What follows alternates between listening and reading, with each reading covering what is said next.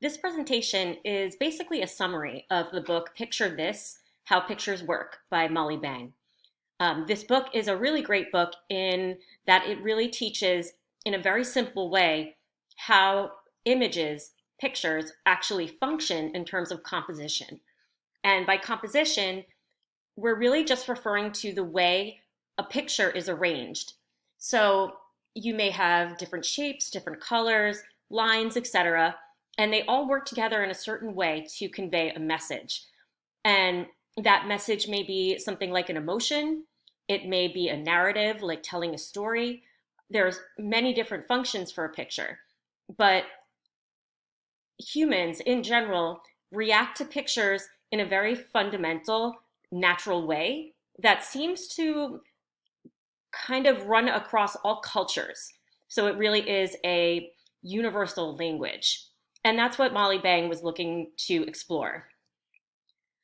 Here we go. So, in exploring composition and how pictures work, Molly Bang wanted to teach a story that pretty much all of us know, or tell a story that pretty much all of us know. And so she chose the fairy tale of Little Red Riding Hood. And her goal was to illustrate this book using only pictures rather than using any words. And she wanted to see if through very simple abstract shapes and marks, whether or not she could get across the feeling of the story. So when she first decided to narrate the story, she chose a very simple shape for Little Red Riding Hood to represent her coat, and also to kind of give an idea of her being, a little girl wearing a dress. It kind of has that skirt shape. So that's what she started with. This is her first character. And the next character that she needed to include was the mother. And when she thought about creating the mother, there were a couple options she thought of. One was maybe she could make the mother just a larger triangle, the same shape as the daughter, but just bigger. But the edges were so pointy and hard and not really like we would normally assume a mother to be, or at least the ideal mother. We want them to be lovable and soft, something that we can cling to when we're scared. So she decided, all right, maybe I'll make this, instead of a triangle, I'll soften the edges a little bit, make her a little more lovable.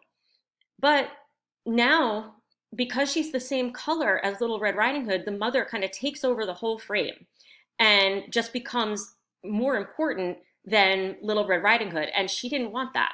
She wants Little Red Riding Hood to still be the star of the show. So changing the color seemed like a good idea. So now the mother is still similar to Little Red Riding Hood. And this is because purple is made up of red and blue. So there's a relationship there. So red, the Little Red Riding Hood color, is reflected in the mother. But the mother is larger, meaning more adult, but also softer and more lovable. So now Little Red Riding Hood is going to go for a walk in the forest.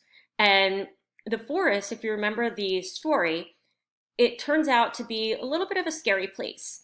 Little Red Riding Hood is going through the forest, and Molly Bang's goal was to create an environment where Little Red Riding Hood looks like she might be in an environment that's not the safest.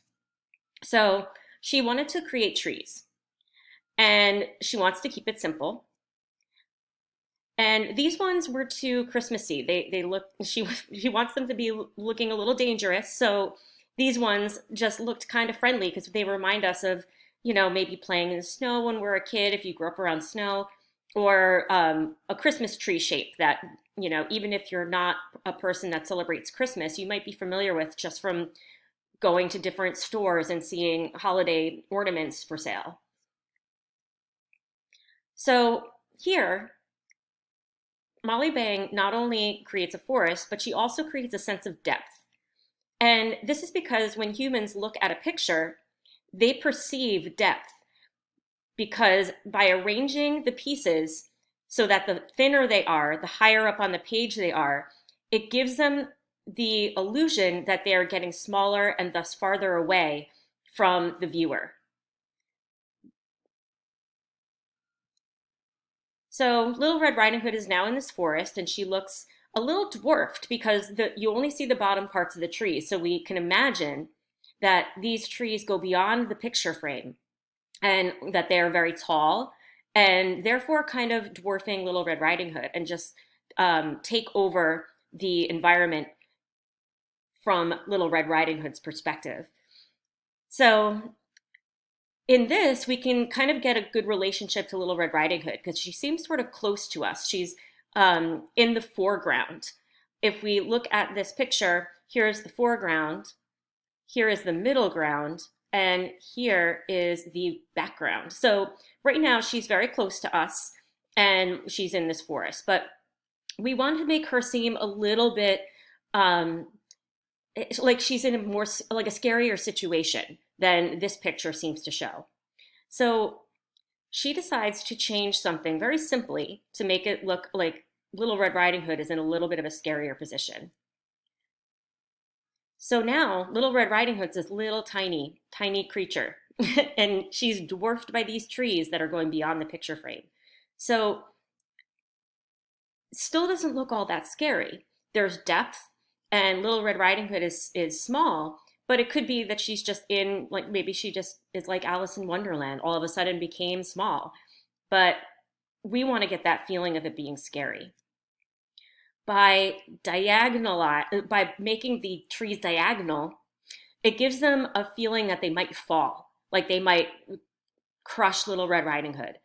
And they also, just in general, in art or in pictures, diagonals do give a feeling of movement or tension because they almost look like they could fall at any moment.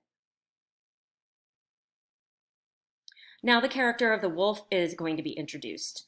So we start out with the forest where Little Red Riding Hood is.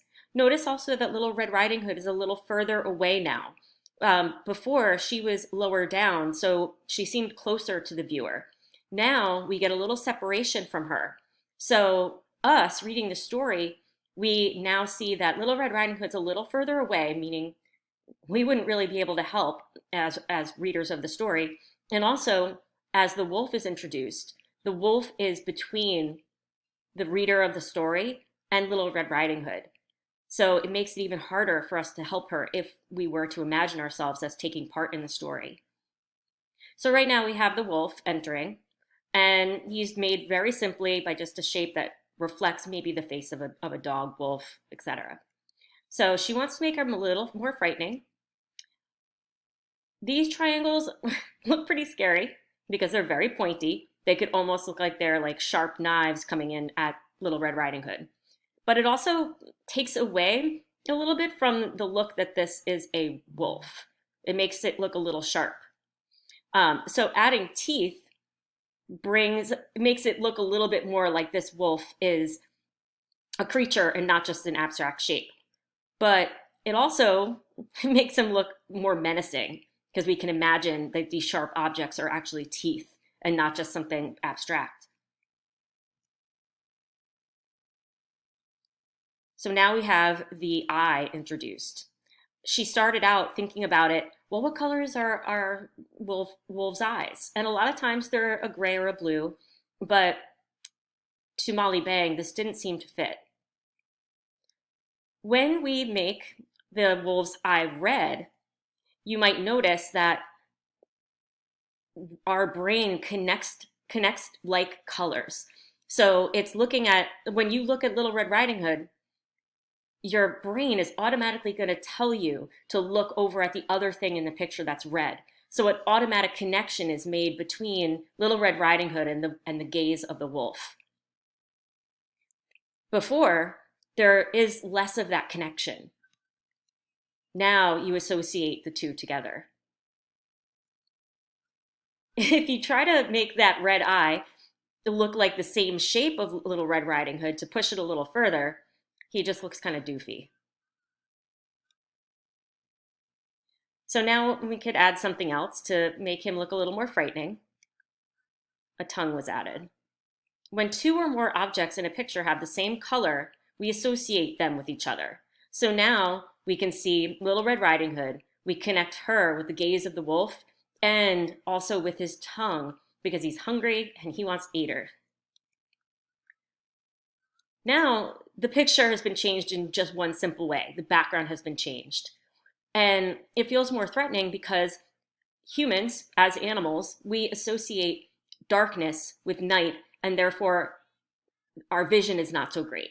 So it makes us put in a scarier situation if we know that it's dark out or it's getting dark.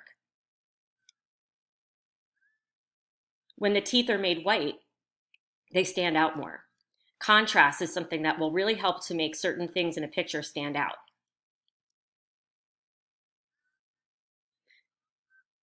For the next part of the presentation, we are going to look a little bit more basically at how pictures work. No longer are we going to be thinking about it in terms of the Little Red Riding Hood story. We're just going to be looking at some general rules that seem to be true for pictures and how the human mind takes them in and understands them.